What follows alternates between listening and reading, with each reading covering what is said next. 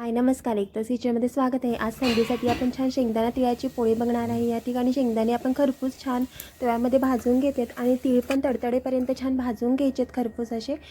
साधारणतः प्रमाण एक वाटी शेंगदाणे आहेत आणि तीळ अर्धी वाटी आहे। या ठिकाणी आपण मिक्सरच्या भांड्यात ट्रान्सफर करून घेणार आहे। तुम्ही पाहू शकता या ठिकाणी आपण ट्रान्सफर केले। या ठिकाणी आपण गूळ अर्धी वाटी घेतलेला आहे। हा ठेचून घेतलेला गूळ आहे आणि हा आपण मिक्सरमध्ये आपण फिरवून घ्यायचा आहे। ह्याच्यामध्ये वेलचीही घालायची आहे आणि अशी आपण बारीक पूड करून घेतली आहे शेंगदाणा तिळ आणि गुळाची।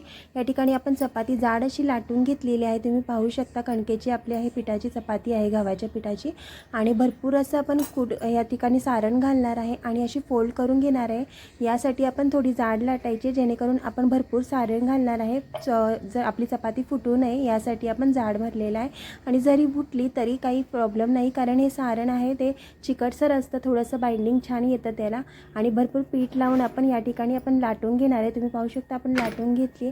तवा आपला तापलेला आहे, त्याच्यामध्ये आपण घेतलेली आहे आणि छान असं तेल भरपूर तूप घालायचं आहे। तेल घातलं तरी चालेल, या ठिकाणी मी तूप घातलेलं आहे छान असं।